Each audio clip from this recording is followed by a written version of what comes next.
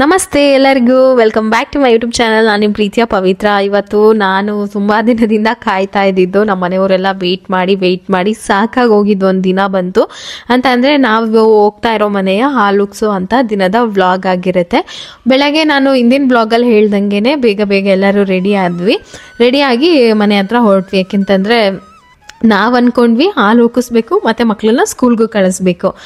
ಯಾಕೆಂತಂದರೆ ರಜಾ ಆಗಬಾರ್ದು, ಎಕ್ಸಾಮ್ ಟೈಮ್. ಇವಾಗ ಎಲ್ಲರಿಗೂ ಮಿಡ್ ಟರ್ಮ್ ಸ್ಟಾರ್ಟ್ ಆಗ್ತಾ ಇದೆ.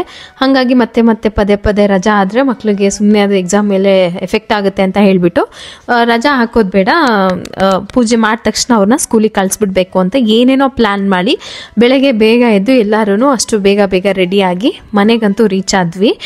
ಮನೆಗೆ ಹೋದ ತಕ್ಷಣ ಹಾಲು ಉಕ್ಸೋದು ಮತ್ತು ನಾವು ಅಂದ್ಕೊಂಡಂಗೆ ಆಗಲ್ಲ.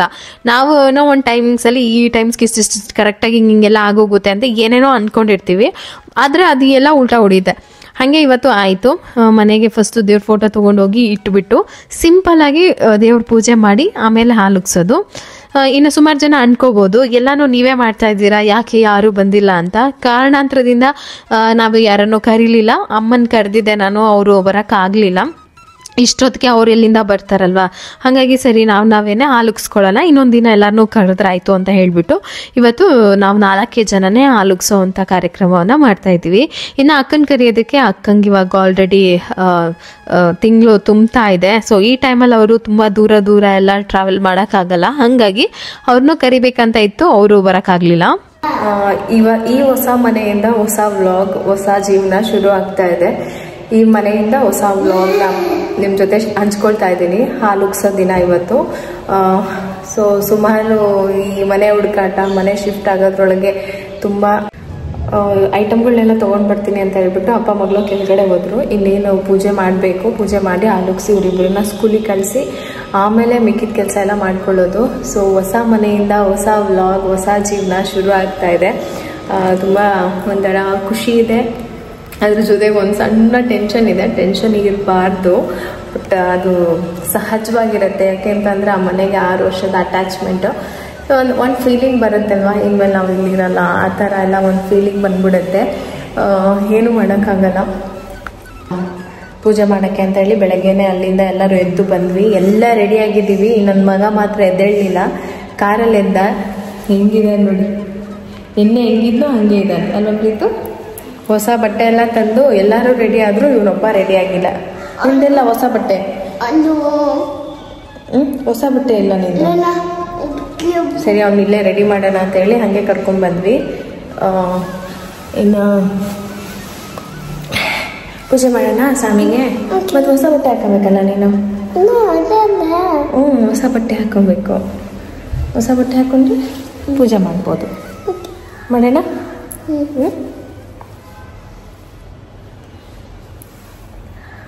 ಇನ್ನೇನು ಸರಿ ನಾವೇ ಪೂಜೆ ಎಲ್ಲ ಮುಗಿಸ್ಕೊಳ್ಳೋಣ ಅಂತ ಹೇಳ್ಬಿಟ್ಟು ಹಿಂದಿನ ದಿನದ ಬ್ಲಾಗಲ್ಲೆಲ್ಲ ನೋಡಿದ್ರಿ, ಎಲ್ಲ ರೆಡಿ ಇತ್ತು. ಇನ್ನು ಬೆಳಗ್ಗೆದ್ದು ಫ್ರೆಶ್ ಅಪ್ ಆಗಿಬಿಟ್ಟು ಮನೆಗೆ ಹೋಗೋದಷ್ಟೇ. ಬಲ್ಬ್ಗಳು ಕೆಲವೊಂದು ಇರಲಿಲ್ಲ, ಅದಕ್ಕೆ ನಮ್ಮ ಮನೆಯವ್ರು ಬಂದ ತಕ್ಷಣವೇ ಎಲ್ಲದಕ್ಕೂ ಬಲ್ಬ್ ಹಾಕಿದ್ರು. ದೇವ್ರ ಮನೆಗೆ, ಅಡುಗೆ ಮನೆಗೆಲ್ಲ ಇರಲಿಲ್ಲ. ಹಾಗಾಗಿ ನಾವೆಲ್ಲ ರೆಡಿಯಾಗಿದ್ದೀವಿ, ಒಬ್ರು ಮಾತ್ರ ರೆಡಿಯಾಗಿಲ್ಲ. ಅದು ನೀವೇ ನೋಡ್ತಾ ಇದ್ದೀರಾ, ಗೆಸ್ ಮಾಡಿ ಯಾರು ಅಂತ. ಅವನಿಗೆ ಸ್ವಲ್ಪ ಲೇಟು ಸ್ಕೂಲ್ ಕೂಡ, ಸರಿ ಎದ್ದೇಳಲಿಲ್ಲ. ನೈಟು ತುಂಬ ಲೇಟ್ ಆಯಿತು ಮಲಗೋದು. ಅಷ್ಟು ಬೇಗ ಮಲಗಿ ನಮಗೆ ಎದ್ದೇಳೋಕ್ಕಾಗಿಲ್ಲ, ಇನ್ನು ಅವನು ಎದ್ದೇಳ್ತಾನೆ ಅಂತ ಹೇಳ್ಬಿಟ್ಟು ಸರಿ ಅವ್ನು ಹಂಗೆ ಕರ್ಕೊಂಬಂದ್ಬಿಟ್ವಿ. ತಡ ಆಗೇ ಹೋಯ್ತು. ಇನ್ನೇನಿದ್ರು ಬೇಗ ಪೂಜೆ ಮಾಡೋದು ಒಂದೇ ಇದ್ದಿದ್ದು. ದೇವ್ರ ಮನೆಗೆ ಇನ್ನೂ ನಾವು ಫೋಟೋ ಹ್ಯಾಂಗ್ ಮಾಡೋದಕ್ಕೆ ಏನೂ ಹಾಕ್ಸಿರ್ಲಿಲ್ಲ, ಕೆಳಗಡೆನೆ ಇಟ್ವಿ. ಎಲ್ಲ ಕಳಸ ಎಲ್ಲಿ ಇಡ್ಬೇಕಂತಾನೆ ಗೊತ್ತಾಗ್ಲಿಲ್ಲ. ಮನೇಲಿ ಒಂದು ಮಣೆ ಥರ ಇತ್ತು, ಅದನ್ನಾದ್ರೂ ತಂದಿದ್ರೆ ಅದ್ರ ಮೇಲೆ ಇಟ್ಕೊಳ್ತಾ ಇದೆ. ಸರಿ ಈಗ ಏನು ಮಾಡೋದು ಅಂತ ಹೇಳ್ಬಿಟ್ಟು ಅದ್ರದ್ದೇ ದೇವ್ರ ಮನೆದೊಂದು ಬಾಕ್ಸ್ ಇತ್ತು, ಆ ಬಾಕ್ಸ್ನ ಉಲ್ಟಾ ದಬ್ಬಾಕಿ ಅದ್ರ ಮೇಲೇನೆ ಕಳಸ ಇಟ್ಬಿಟ್ಟು ಪೂಜೆ ಮಾಡೋಣ ಅಂತ ಅಂದ್ಕೊಂಡ್ವಿ. ಹೊಸ ಮನೇಲಿ ಏನೂ ಇಲ್ದಲೆ ಸ್ಟಾರ್ಟಿಂಗ್ ಪೂಜೆಗೆ ಹೋಗ್ತೀನಿ ಅಂತ ಎಲ್ಲ ಕರೆಕ್ಟಾಗಿ ನೆನ್ಪು ಮಾಡ್ಕೊಂಡು ಮಾಡ್ಕೊಂಡು ತೊಗೊಂಡೋದ್ರು ಏನಾದರೂ ಒಂದನ್ನು ಮರ್ತೇ ಹೋಗಿರ್ತೀವಿ. ಹಾಗೇನೆ ಕೆಲವೊಂದಿಷ್ಟು ಮರ್ತೋಯ್ತು, ಅದನ್ನು ಅವಾಗವಾಗಲೇ ಹೋಗಿ ನಮ್ಮ ಮನೆಯವ್ರು ತೊಗೊಂಡು ಬಂದರು. ಇನ್ನು ಗ್ಯಾಸ್ ಎಲ್ಲ ಸೆಟ್ ಮಾಡಿ ಕೊಡ್ತಾ ಇದ್ದಾರೆ ಹಾಲು ಉಕ್ಸ್ಕೊಳ್ಳೋಣ ಅಂತ ಹೇಳಿ. ಇನ್ನೊಂದು ಸಮಸ್ಯೆ ಏನಂತಂದರೆ ಇನ್ನೇನು ಪಿತೃಪಕ್ಷ ಸ್ಟಾರ್ಟ್ ಆಗಿಬಿಡುತ್ತೆ. ಸೊ ಹಾಗಾಗಿ ಡೇಟ್ಗಳು ಸಿಗಲ್ಲ ಅಂತ ಹೇಳ್ಬಿಟ್ಟು ಈ ಒಂದು ವಾರದಲ್ಲಿ ಏನೇನಿದೆ ಅವ್ರು ಎಲ್ಲರೂ ಕೂಡ ಅವಾಗಲೇ ಪೂಜೆ ಇರ್ಬೋದು, ಏನೋ ಅವ್ರ ಮನೆಯಲ್ಲಿ ಒಳ್ಳೆ ಕಾರ್ಯ ಇದೆ ಅದೆಲ್ಲ ಮುಗಿಸ್ಕೊಬೇಕು ಅನ್ನೋ ಆತುರದಲ್ಲಿದ್ದರು. ಸರಿ ಅಂತ ಹೇಳ್ಬಿಟ್ಟು ನಮ್ಮ ಅಕ್ಕನ ಮನೆಯಲ್ಲಿ ಕೂಡ ಒಂದು ಹಂಗೆ ಫಂಕ್ಷನ್ಗೆ ಕರೆದ್ರು, ನಾವು ಹೋಗೋಕ್ಕೆ ಏನಾಯಿತು ಇಲ್ಲಿ ಇದಾಯಿತು. ಇನ್ನು ಅಮ್ಮ ಇಲ್ಲೂ ಬಂದಕ್ಕಾಗ್ತಿಲ್ಲ ಅಲ್ಲೂ ಬರೋಕ್ಕಾಗ್ತಿಲ್ಲ, ಹಂಗೆ ಅಮ್ಮ ಮಧ್ಯ ಸಿಗಾಕೊಂಡ್ರು. ಸರಿ ನೋಡೋಣ ಏನೇನಾಗುತ್ತೆ ಅಂತ ಹೇಳ್ಬಿಟ್ಟು ನಾನು ಫಸ್ಟ್ ಹಾಲು ಉಕ್ಸ್ಕೊಳ್ಳೋದು ದಿನದ ಕೆಲಸ ಆಗಿಬಿಡ್ಲಿ, ಎಷ್ಟು ಸಾಮಾನು ಶಿಫ್ಟ್ ಆಗುತ್ತೋ ಆಗಲಿ, ನನ್ನ ಟೈಮ್ ಉಳಿದಿರೋ ಟೈಮಲ್ಲಿ ನೆಕ್ಸ್ಟ್ ಏನು ಮಾಡೋಕ್ಕಾಗುತ್ತೆ ಅಂತ ಯೋಚನೆ ಮಾಡೋಣ ಅಂತ ಅಂದ್ಕೊಂಡು ಸುಮ್ಮನೆ ಆದ್ವಿ. ಮನೇಲಿ ಇದ್ದಿದ್ದ ಐಟಮಲ್ಲಿ ಸ್ವಲ್ಪ ಜಾಸ್ತಿ ನಮ್ಗೆ ಏನಾಯಿತು ಅಂತ ಅಂದರೆ ಶಾಪಲ್ಲಿ ಇದ್ದಿದ್ದು ಥಿಂಗ್ಸ್ ಎಲ್ಲ ನಮ್ಮ ಮನೆಗೆ ಡಂಪ್ ಮಾಡಿಬಿಟ್ಟಿದ್ರು. ಅಂದರೆ ಸ್ವಲ್ಪ ನಾವು ಶಾಪ್ ಕ್ಲೋಸ್ ಮಾಡಿದಾಗ ಒಂದಿಷ್ಟು ಐಟಮ್ಗಳಿತ್ತು, ಅದನ್ನು ಯಾರಿಗೂ ಕೊಟ್ಟಿಲ್ಲ, ಏನೂ ಮಾಡಿಲ್ಲ, ಹಾಗೆ ಇಟ್ಕೊಂಡಿದ್ರು. ಅದು ನಮಗೆ ಹೆವಿ ಆಗೋಯ್ತು. ಅದು ಡೇ ಬೈ ಡೇ ಹಾಗೆ ಕಮ್ಮಿ ಆಗುತ್ತೆ, ನೋಡಬೇಕು ಏನೇನಾಗುತ್ತೋ ಅಂತ ಹೇಳ್ಬಿಟ್ಟು. ಮನೆ ಮಾತ್ರ ಹೆಂಗಾಗಿತ್ತು ಅಂತಂದರೆ ನಾನು ಊಹೆ ಮಾಡ್ಕೊಳ್ಳೋಕ್ಕೂ ಆಗಲಿಲ್ಲ. ಸ್ಟಾರ್ಟಿಂಗ್ ನಾನು ತುಂಬ ಖುಷಿಯಾಗಿದ್ದೆ, ಆಮೇಲೆ ಅದೆಲ್ಲ ಮನೆಗೆ ತಂದು ಆಗ್ತಾ ಒಂದು ಸ್ವಲ್ಪ ಟೆನ್ಷನ್ ಆಗೋಕ್ಕೆ ಸ್ಟಾರ್ಟ್ ಆಯಿತು. ಇದೇನಪ್ಪ ಇಷ್ಟೊಂದು ಆಗಿಬಿಡ್ತು, ಇದನ್ನ ಹೆಂಗೆ ನಾನು ಅರೇಂಜ್ ಮಾಡೋದು ಅಂತ. ಈಗ ನನಗೆ ಒಂದು ಬಿಗ್ ಟಾಸ್ಕ್ ಅಂತಂದರೆ ಅದನ್ನೆಲ್ಲ ನೀಟಾಗಿ ಅರೇಂಜ್ ಮಾಡಿ ಒಂದು ಮಟ್ಟಿಗೆ ಮನೆಯನ್ನು ಸೆಟಲ್ ಮಾಡೋದು. ಸರಿ ನೋಡೋಣ, ದಿನ ಸ್ವಲ್ಪನೇ ಮಾಡ್ತಾ ಹೋಗ್ತೀನಿ. ಇವತ್ತು ಪೂಜೆಗೆ ಅಂತ ಹೇಳ್ಬಿಟ್ಟು ಫಸ್ಟ್ ಎಲ್ಲ ದೇವ್ರ ಮನೆಗೆಲ್ಲ ರೆಡಿ ಮಾಡಿಕೊಂಡು ದೇವ್ರ ಸಾಮಾನೆಲ್ಲ ತೊಳ್ಕೊಂಬಂದಿದ್ದೆಲ್ಲ ಅದನ್ನೆಲ್ಲ ಜೋಡಿಸ್ಕೊತಾ ಇದ್ದೀನಿ. ದೇವ್ರ ಮನೇಲೂ ಅಷ್ಟೇ ಕುತ್ಕೊಂಡು ಪೂಜೆ ಮಾಡೋ ಥರ ಇದೆ, ನಂಗೆ ಅದು ಇಷ್ಟನೇ. ಕುತ್ಕೊಂಡು ಪೂಜೆ ಮಾಡಿದ್ರೆ ಚೆನ್ನಾಗಿರುತ್ತೆ. ನಮ್ಮನೇಲಿ ದೇವ್ರ ಮನೆ ಮಾಡಿಸ್ಬೇಕಾದ್ರೆ ಪ್ರೀತಮ್ ತುಂಬ ಚಿಕ್ಕವನಿದ್ದ, ಆ ಒಂದು ಯೋಚನೆಯಲ್ಲಿ ನಾನು ಬೇಡ ಬಂದು ಬೆಂಕಿಗೆ ಕೈ ಹಾಕಿದ್ರಾಯ್ತು ಅಥವಾ ದೇವ್ರ ಮನೇಲಿ ಚಲಾಪಿಲಿ ಮಾಡಿದ್ರಾಯ್ತು, ನೀನು ಚಿಕ್ಕವನು ಏನು ಗೊತ್ತಾಗಲ್ಲ ಅಂತ ಹೇಳಿ ಸ್ವಲ್ಪ ಹೈಟಾಗಿ ಮಾಡಿಸ್ಕೊಂಡು ನಿಂತ್ಕೊಂಡು ಪೂಜೆ ಮಾಡೋ ಥರ ಮಾಡಿಸ್ಕೊಂಡಿದ್ದೆ. ಸಾಮಾನ್ಯವಾಗಿ ದೇವ್ರ ಮನೆಗಳಲ್ಲಿ ಕುತ್ಕೊಂಡು ಪೂಜೆ ಮಾಡೋದಿದ್ರೆ ಚೆನ್ನಾಗಿರುತ್ತೆ ಅಂತ ನನಗೂ ಅನಿಸ್ತು. ಆದರೆ ನಮಗೆ ಯಾವ ಸಿಚುವೇಶನ್ಗೆ ಆ ತಕ್ಕನಾಗ ಒಂದೊಂದು ಮಾಡ್ಕೊಂಡ್ಬಿಟ್ಟಿರ್ತೀವಿ, ಆಮೇಲೆ ಅದೆಲ್ಲ ಇದು ಚೆನ್ನಾಗಿರ್ಬೇಕಿತ್ತು ಅಂತ ಅನಿಸ್ಬಿಡುತ್ತೆ. ಸೊ ಹಾಗೆ ನಮ್ಮದು ಕೂಡ ಇವತ್ತು ಆಗಿತ್ತು. ಅದನ್ನೆಲ್ಲ ಬಿಟ್ಟು ಈಗ ಇಲ್ಲಿಗೆ ಬಂದಿದ್ದೀವಿ. ಈ ಮನೆಯ ಮೊದಲನೇ ವ್ಲಾಗ್ ಅಂತಲೇ ಹೇಳ್ಬೋದು, ಹಾಲುಕ್ಸ್ತಾ ಇರೋ ದಿನ.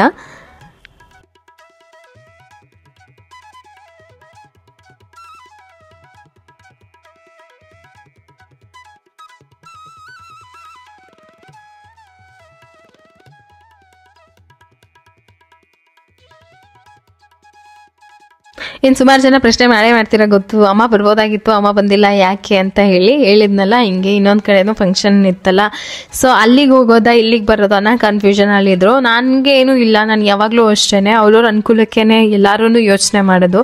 ಕೆಲವೊಂದು ಜಾಗಗಳಿಗೆ ನಾವು ಹೋಗೋದಕ್ಕಾಗೋದಿಲ್ಲ, ಆ ಟೈಮಲ್ಲಿ ಅವ್ರು ನಮ್ಮನ್ನು ಅರ್ಥ ಮಾಡ್ಕೊಂಡ್ರೆ ಇನ್ನೂ ಬೆಟರ್ ಆಗಿರುತ್ತೆ ರಿಲೇಷನ್ಶಿಪ್ಪು. ಸೊ ನಾನು ಹಂಗೇನೆ ನಮ್ಮಮ್ಮನ ತುಂಬ ನಮ್ಮಮ್ಮ ಅಂತಲ್ಲ ಯಾರೇ ಆಗಿರಲಿ, ನಾವು ಇನ್ವೈಟ್ ಮಾಡಿದಾಗ ಅವ್ರಿಗೆ ಬರೋಕ್ಕಾಗಿಲ್ಲ ಅಂದರೆ ಆ ಸಿಚುವೇಶನ್ ಹಂಗಿರುತ್ತೆ ಅಂತ ಅರ್ಥ ಮಾಡ್ಕೊಳ್ತೀವಿ. ಆ್ಯಂಡ್ ಯಾಕೆ ಬಂದಿಲ್ಲ, ಯಾಕೆ ಬರಬೇಕಾಗಿತ್ತು, ನಾನು ಅಲ್ಲಿಗೆ ಬಂದಿದ್ದೆ, ನೀವು ಯಾಕೆ ಇಲ್ಲಿಗೆ ಬರಲಿಲ್ಲ, ನೀವು ಇಲ್ಲಿಗೆ ಬಂದ್ರಿ, ನೀವು ಯಾಕೆ ಅಲ್ಲಿಗೆ ಬರಲಿಲ್ಲ, ಇದೆಲ್ಲ ಪ್ರಶ್ನೆ ನಾನು ಕ್ರಿಯೇಟೇ ಮಾಡ್ಕೊಳಕ್ಕೆ ಹೋಗೋದಿಲ್ಲ. ಅವ್ರವ್ರ ಅನುಕೂಲಕ್ಕೆ ತಕ್ಕನಾಗೆ ಅವರು ಇರ್ತಾರೆ. ಒಟ್ಟು ಮನಸ್ಸಲ್ಲಿ ಒಂದು ಬ್ಲೆಸ್ಸಿಂಗು ಪ್ರೀತಿ ಅಂತ ಇದ್ದರೆ ಅದು ನಮಗೆ ತುಂಬ ಉಪಯೋಗಕ್ಕಾಗುತ್ತೆ. ಮನಸ್ಸಲ್ಲಿ ಏನೋ ಬೇರೆ ಥರ ಇಟ್ಕೊಂಡು ಬಂದಿಲ್ಲಿ ಸುಮ್ಮನೆ ಬಂದ್ವಿ ಅನ್ನೋದಕ್ಕಿಂತ ದೂರದಲ್ಲೇ ನಮ್ಗೆ ಒಳ್ಳೆಯ ಬ್ಲೆಸ್ಸಿಂಗ್ ಕೊಟ್ಟರು ಸಾಕಾಗುತ್ತೆ. ಅದೇ ಒಂದು ಒಳ್ಳೆಯ ಪಾಸಿಟಿವ್ ಎನರ್ಜಿ ನಮಗೂ ಸಿಗುತ್ತೆ. ಸೊ ಅದನ್ನು ನಾನು ತುಂಬ ನಂಬೋದ್ರಿಂದ ಇವು ಬರಲೇಬೇಕಿತ್ತು, ಅದ್ರ ಮೇಲೆ ದ್ವೇಷ ಸಾಧಿಸಬೇಕು, ಅದ್ರ ಮೇಲೆ ಅವ್ರ ಜೊತೆ ಮಾತು ಬಿಟ್ಬಿಡ್ಬೇಕು, ಅದೆಲ್ಲ ನನ್ನ ಹತ್ರ ಇಲ್ಲ. ಹಾಗಾಗಿ ನಮ್ಮಮ್ಮ ನನಗೆ ಯಾವುದೇ ಇದಕ್ಕೆ ಬರಲಿಲ್ಲ ಅಂದರೂ ನಮ್ಮಮ್ಮನ ಸಿಚುವೇಶನ್ ನಾನು ಅರ್ಥ ಮಾಡಿಕೊಂಡು ನಾನು ಹ್ಯಾಪಿಯಾಗಿ ಇರ್ತೀನಿ. ಅವ್ರು ಬಂದರೆ ನಂಗೆ ಡಬಲ್ ಹ್ಯಾಪಿ, ಬಂದಿಲ್ಲ ಅಂತಂದರೆ ನಾನು ಅವ್ರ ಕಷ್ಟನ ಅರ್ಥ ಮಾಡ್ಕೊಳ್ತೀನಿ. ಇದರಲ್ಲಿ ಯಾವುದೇ ನೆಗೆಟಿವಿಟಿ ಇಲ್ಲ. ಅವರೆಲ್ಲ ಎಲ್ಲರ ವಿಚಾರದಲ್ಲೂ ನಾನು ಹಾಗೇನೆ ನೋಡೋದು. ಆವತ್ತಿನ ದಿನದ ಕೆಲಸ ಏನಿದೆ ಅದು ಸುಗಮವಾಗಿ ನಡಿಬೇಕಷ್ಟೆ.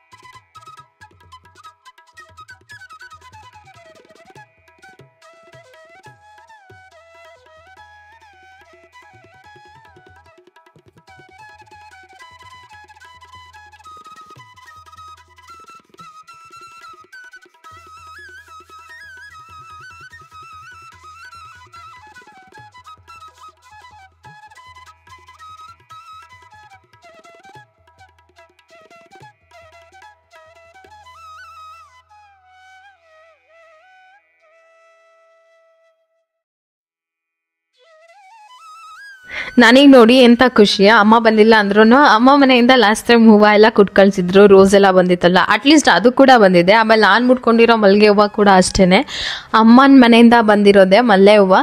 ಸೊ ಅಲ್ಲಿ ನಾನು ನಮ್ಮ ಅಮ್ಮನ ಪ್ರೆಸೆನ್ಸ್ನ ನೋಡ್ತೀನಿ, ನಮ್ಮ ಅಮ್ಮ ಇದ್ದಾರೆ ಇಲ್ಲೂ ಅನ್ನೋ ಥರ.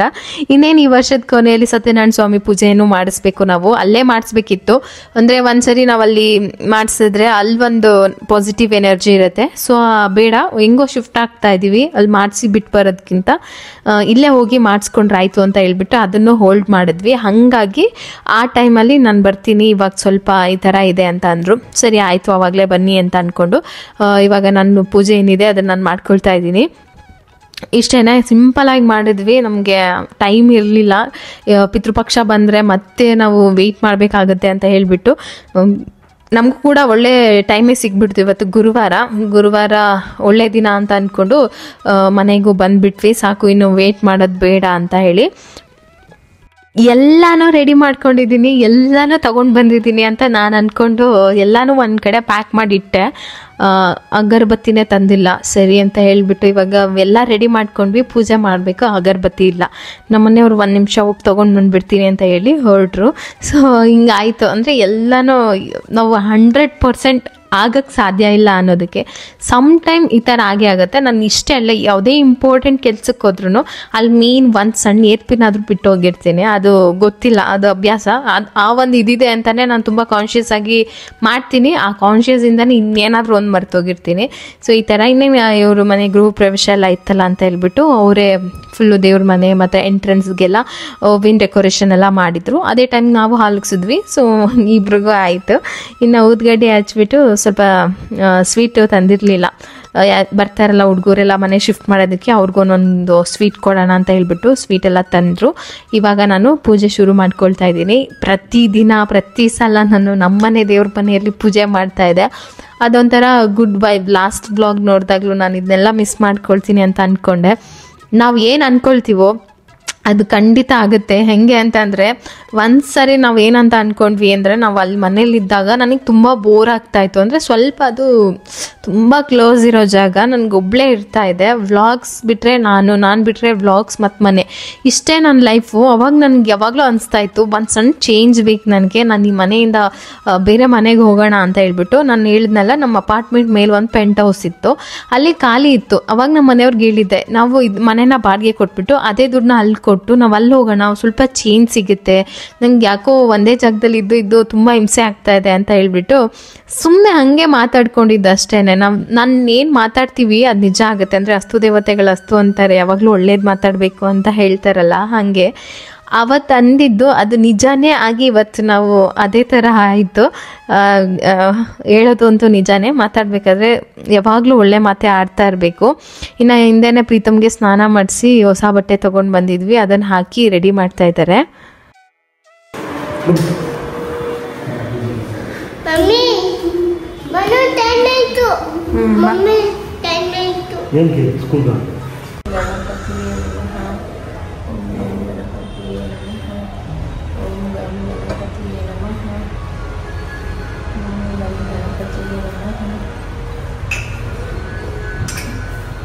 ದೀಪ ಹಚ್ಚನಾ?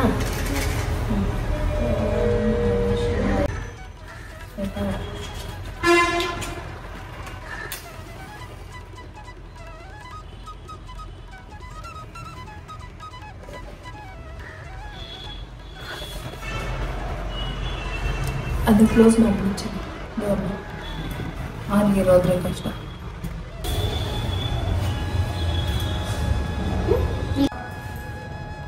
ನೀಟಾಗಿ ಇಡಬೇಕು.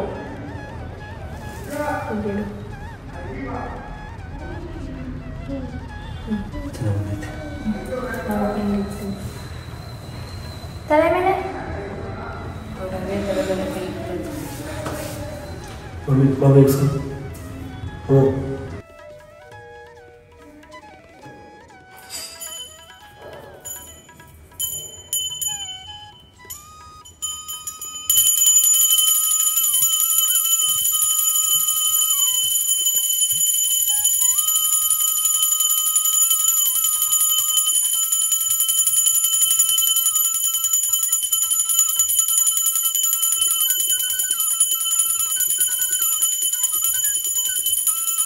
ಸೊ ಅದಕ್ಕೆ ಈ ಒಂದು ಒಳ್ಳೆಯ ಟೈಮಲ್ಲಿ ಇದೇ ಥರ ನಮ್ಮ ಒಂದು ಸ್ವಂತ ಮನೆ ನಮಗಿತ್ತು. ನಾವು ಅಪಾರ್ಟ್ಮೆಂಟ್ ತಗೊಂಡೋಗ್ಲೂ ನಾವು ಹೇಳ್ತಾ ಇದ್ವಿ ಯಾವಾಗ್ಲೂ, ಅಂದರೆ ನಾವು ಇಂಟೀರಿಯರ್ ಯಾಕೆ ಕಡಿಮೆ ಮಾಡಿಸಿದ್ವಿ ಅಂದರೆ ಸ್ವಂತ ಮನೆ ಅಂದಾಗ ಸ್ವಲ್ಪ ಜಾಸ್ತಿನೇ ಮಾಡಿಸ್ತಾರೆ ಇಂಟೀರಿಯರ್ ಅಲ್ವಾ. ನಮ್ಗೆ ಫಸ್ಟ್ ಇದ್ದು ಅಷ್ಟೇ, ನಮ್ಗೆ ಅಪಾರ್ಟ್ಮೆಂಟಲ್ಲಿ ಇರೋಕ್ಕೆ ಇಷ್ಟ ಇರಲಿಲ್ಲ. ಒಂದು ಜಮೀನು ಅಂದರೆ ಲ್ಯಾಂಡ್ ತೊಗೋಬೇಕು, ಅಲ್ಲಿ ಇಂಡಿಪೆಂಡೆಂಟ್ ಹೌಸ್ ಕಟ್ಟಬೇಕು, ಈ ಥರದ್ದೆಲ್ಲ ಇತ್ತು. ಹಂಗಾಗಿ ನಮ್ಮ ಮನೆಯವರು ಅದಕ್ಕೆ ಮತ್ತೆ ಯಾವತ್ತೂ ಚೇಂಜ್ ಮಾಡೋದಾದರೆ ಇದಕ್ಕೆ ತುಂಬ ಇನ್ವೆಸ್ಟ್ ಮಾಡೋದು ಬೇಡ, ಸಿಂಪಲ್ ಆಗಿ ಬಾಡಿಗೆ ಕೊಡೋದಕ್ಕೆ ಎಷ್ಟು ಬೇಕೋ ಅಷ್ಟೇ ಇರಲಿ ಅಂತ ಹೇಳಿ ಅಷ್ಟೇ ಮಾಡಿಸಿ ಆ ಮನೆಗೆ ಹೋಗಿದ್ದು. ಸೊ ಹಾಗೆ ಅಂದ್ಕೊಳ್ತಾ ಇದ್ದೀನಿ, ನೆಕ್ಸ್ಟ್ ಟೈಮ್ ಏನಾದರೂ ದೇವ್ರು ಕಂಡುಬಿಟ್ರೆ ನಾವೊಂದು ಸ್ವಂತ ಜಾಗ ತೊಗೊಂಡು ಸ್ವಂತ ಮನೆ ಗೃಹ ಪ್ರವೇಶ ಮಾಡೋ ಥರ ಆಗುತ್ತೆ ಅಂತ. ಅದು ಒಂದು ದಿನಾನೂ ಬರುತ್ತೆ, ಅದಕ್ಕೆ ನಾನು ಕೂಡ ಕಾಯ್ತಾ ಇದ್ದೀನಿ.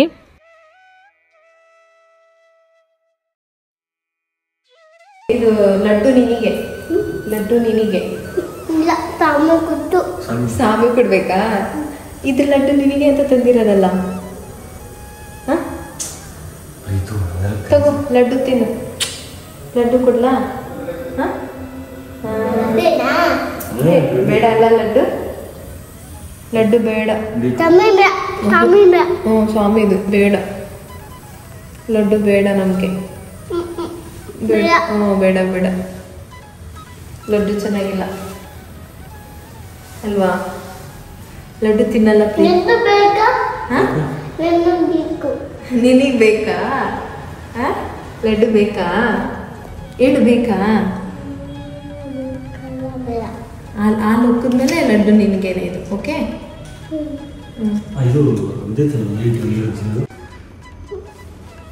ಏನು ಮಾಡ್ತಿದ್ಯಾ? ಏನಪ್ಪ? ಇಲ್ಲ, ಅವ್ನು ಬೇಕು ಅನ್ನೋದನ್ನ ಬೇಡ ಅಂತವ್ರೆ. ಬೇಡ ಬೇಡ ಬೇಡ. ಪ್ರೀತು ಸ್ವೀಟ್ ಬೇಕಾ? ಬೇಡ ಬೇಡ, ಹೋಗ್ಲಿ ಒಂದೇ ಒಂದು ಸ್ವೀಟ್ ತಿನ್ನಪ್ಪ. ನೀನು ಬೇಡ ಬೇಡ ಅಂತಿದೆಯಲ್ಲ, ಅದಕ್ಕೆ ಒಂದೇ ಒಂದು. ಓಕೆ, ಬೇಡ ಅಲ್ಲ ಸ್ವೀಟು?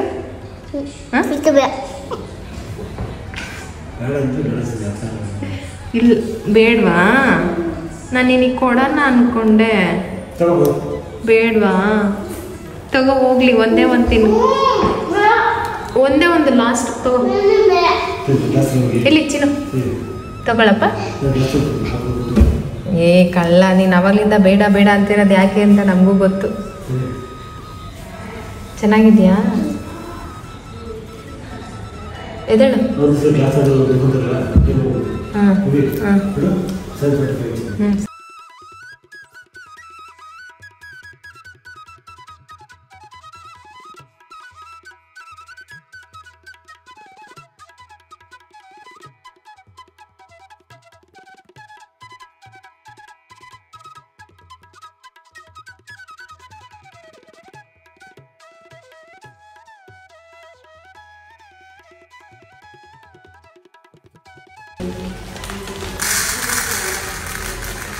ಏನಾದರೂ ಒಂದು ಮರ್ತೋಗ್ತೀವಿ ಅಂತಾರಲ್ಲ, ಎಷ್ಟೇ ಪರ್ಫೆಕ್ಟಾಗಿ ಮಾಡಿ ಏನಾದರೂ ಒಂದು ಮದ್ದೆ ಮರಿತೀವಲ್ಲ. ಗ್ಲಾಸು ರಾತ್ರಿ ಎತ್ತಿಡು ಅಂತ ಹೇಳಿದ್ರು, ಹ್ಞೂ ಅಂತ ಅಂದೆ, ಎತ್ತೇ ಇಟ್ಟಿಲ್ಲ. ಮರ್ತೋಗಿದೆ, ಹಂಗೆ ಬಂದ್ಬಿಟ್ಟೆ. ಬಟ್ಟೆ ಇದೆ ಇಲ್ಲಿ, ಅದು ಪಿಂಕ್ ಕಲರ್ ಬಟ್ಟೆ.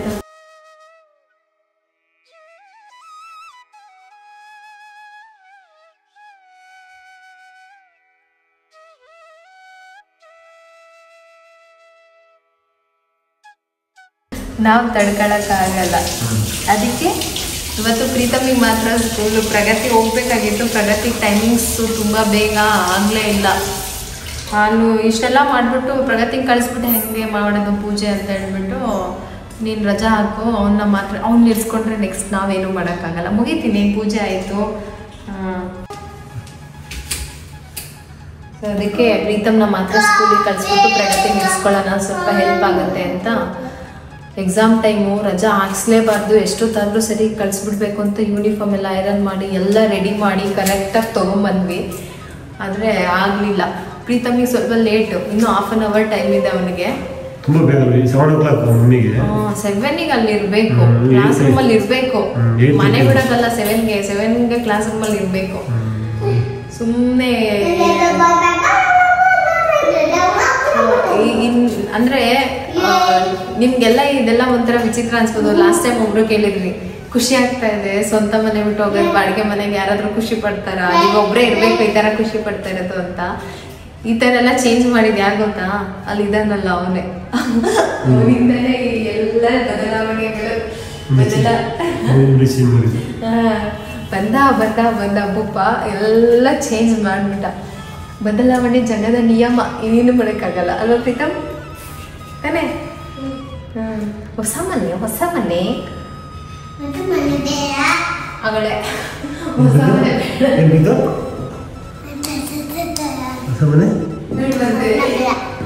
ಸ್ಕೂಲ್ ಮಾಡಿ ಸ್ಕೂಲ್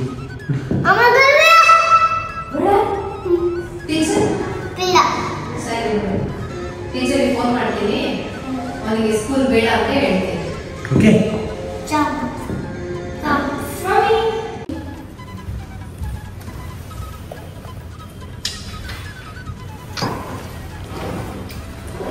ಇದು ಹಾಲು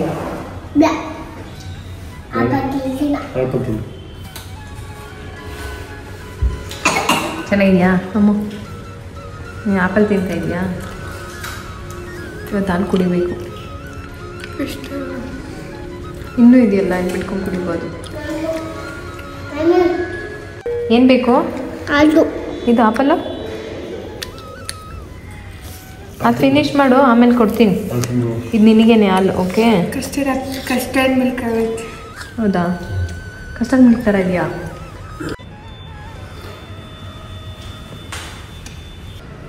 ಫೈವ್ ಮಿನಿಟ್ಸ್ ಅಮ್ಮು, ಆದರೂ 5 ಮಿನಿಟ್ಸ್ ಮುಂಚೆಗೆ ಹೋಗ್ಬೇಕು.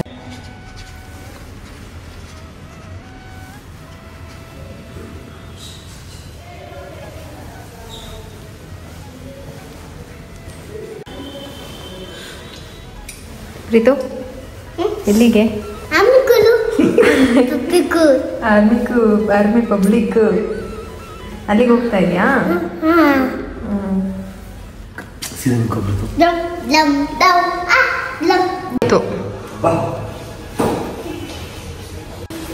ಪ್ರೀತಮ್ ರೆಡಿ? ಅವನಿಗೇನು ನಾಷ್ಟ?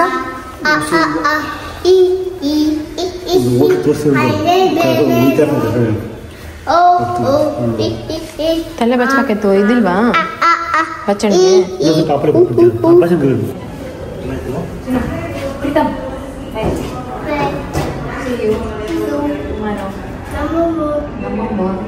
ಇವತ್ತೇ ಬರಬೇಕು 12 ಗಂಟೆಗೆ. ಗುಡ್ ಬಾಯ್. ಬಾಯ್.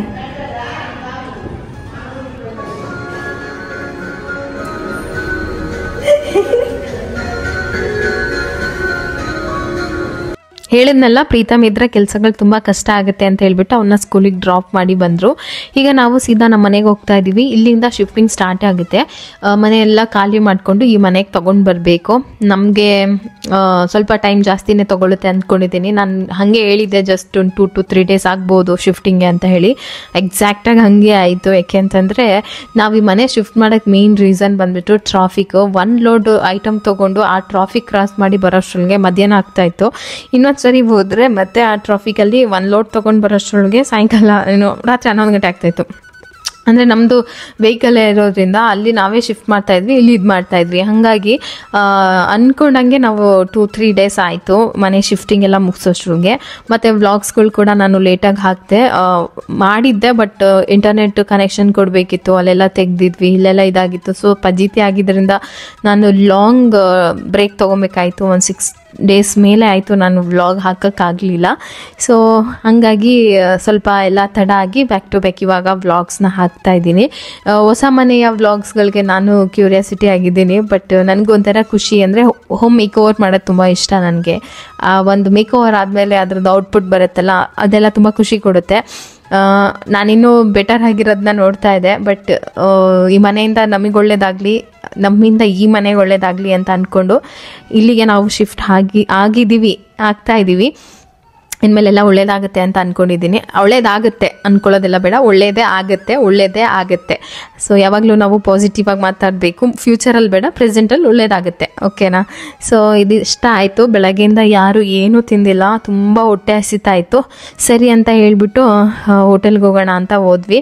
ನಮ್ಮನೆ ಹತ್ರ ಒಂದು ಹೋಟೆಲ್ ಇದೆ. ಸರಿ ಅಲ್ಲಿಗೆ ಹೋಗೋಣ ಅಂತ ಎಲ್ಲ ರೆಡಿ ಆದ್ವಿ. ನಮ್ಮ ಮನೆ ಹತ್ರ ನನಗೆ ಬೇಕಾಗಿರೋದು ಒಂದು ಫಸ್ಟ್ ಐಟಮ್ ಇದೆ, ಫ್ಲವರ್ ಶೋ. ಪೂಜೆ ಎಲ್ಲ ಮುಗಿಸ್ಕೊಂಡು ಇವಾಗ ಮತ್ತೆ ನಮ್ಮನೆ ಹತ್ರ ಹೋಗ್ತಾ ಇದೀವಿ. ಅದೇ ನಮ್ಮನೆ ಹತ್ರ ಹೋಗ್ತಾ ಇದೀವಿ. ಸಾಮಾನೆಲ್ಲ ಐಟಮ್ಗಳೆಲ್ಲ ಇದೆಯಲ್ಲ, ಸೊ ಅದನ್ನ ಶಿಫ್ಟ್ ಮಾಡೋದು ಒಂದೇ ಬಾಕಿ ಇರೋದು. ಶಿಫ್ಟ್ ಆದ್ರೆ ಮನೆ ಖಾಲಿ ಆಯ್ತು ಅಂತಾನೆ ಅರ್ಥ. ಇವತ್ತು ಒಂದಿನ ಇವತ್ತು ಒಂದಿನದಲ್ಲಿ ಶಿಫ್ಟ್ ಆಗುತ್ತೆ ಅಂತಿದ್ದಾರೆ. ನನಗೆ ಇವಾಗ್ಲಿಂದ ಕೆಲಸ, ಅದೇ ಯೋಚನೆ ಮಾಡ್ತಾ ಇದ್ದೀನಿ. ಈಗೆಲ್ಲ ಹೆಂಗ್ ಜೋಡಿಸ್ಕೊಳ್ಳೋದು ಅಂತಂದ್ರೆ ನಾವೇನ್ ಅನ್ಕೊಂತೀವೋ ಹಂಗಾಗಲ್ಲ. ಅದು ಹೆಂಗಿರುತ್ತೋ ಹಂಗೆ ಜೋಡಿಸ್ಕೊಂಡ್ಬಿಡೋಣ ತಗೊಂಡ್ಬಂದು ಎಕ್ಸಾಕ್ಟ್ ಹಿಂಗೆ ಅಂತ ಅನ್ಕೊಂಡೆ. ಅದೆಲ್ಲ ಆಗಲ್ಲ, ಕೆಲಸ ಅಲ್ಲ. ಇಲ್ಲಿ ಬಂದ್ಮೇಲೆ ಒಂಥರ ಕೆಲಸ ಆಗುತ್ತೆ. ನೋಡೋಣ ಏನೇನಾಗುತ್ತೋ, ಎಷ್ಟೆಷ್ಟಾಗುತ್ತೋ ಅಷ್ಟು ಮಾಡ್ಕೊಂಡು ಹೋಗೋದು. ಇವಾಗ ಸೀದಾ ನಮ್ಮ ಮನೆ ಹತ್ರ ಒಂದು ಹೋಟೆಲ್ ಇದೆ. ಮತ್ತೆ ನಾವು ಆ ಕಡೆ ಹೋಗೋದು ಡೌಟ್ ಅಲ್ವಾ? ಆ ಕಡೆ ಮನೆ ಹತ್ರ ಏನು ಯಾರ್ಗ ಏನ್ ತಕ್ಕ ಹೋಗ್ತಾರೆ ಇವಾಗ ಸುಮ್ನೆ ಮನೆ ಹತ್ರ ಅಲ್ವಾ? ಆ ತರದವೆಲ್ಲ ತುಂಬಾ ನೋಡ್ಬಿಟ್ಟಿದೀನಿ. ನಮ್ಮನೆ ಪಕ್ಕದವ್ರೊಬ್ರು ಮನೆ ಹಂಗೆ ಖಾಲಿ ಮಾಡ್ಕೊಂಡು ಹೋದವರು 2 ವರ್ಷಕ್ಕೆ ಮೊನ್ನೆ ನಾನು ಅವತ್ತು ವಿಡಿಯೋ ಮಾಡಿದ್ದೆ ನೋಡಿ, ಬಂದಿದ್ರು ಅಂತ ಹೇಳಿ, ಸೌಭಾಗ್ಯ ಅಂತ. ಅವತ್ತೇ ಬಂದಿದ್ದವರು. ಏನ್ ಸೀನಿಯರ್ ಹೆಂಗೆ ಅವನು, ಅವ್ 2 ವರ್ಷಕ್ಕೆ ಒಂದೇ ಸರಿ ಬಂದಿದ್ದು. ಮತ್ತಿನ್ನ ನಾವ್ ಹೋಗ್ತೀವ, ಕೆಲ್ಸ ಇಲ್ಲ ಅಂದ್ರೆ ಯಾರು ಹೋಗೋದಿಲ್ಲ, ಅನಿವಾರ್ಯ ಇದ್ರೆ ಮಾತ್ರ ಹೋಗೋದು. ಅದಕ್ಕೆ ಅಲ್ಲಿ ಹೋಗಿ ಒಂದು ಹೋಟೆಲ್ ಇದೆ, ಬ್ರೇಕ್ಫಾಸ್ಟ್ ಮಾಡ್ಬಿಟ್ಟು ಅವ್ರಿಗೆ ಬಾಯ್ ಹೇಳ್ಬಿಟ್ಟು ಬರ್ಬೇಕು. ಇನ್ನ ನನ್ನ ನೈಬರ್ ಅಲ್ಲಿ ಒಬ್ರು ಚಿನ್ನಿ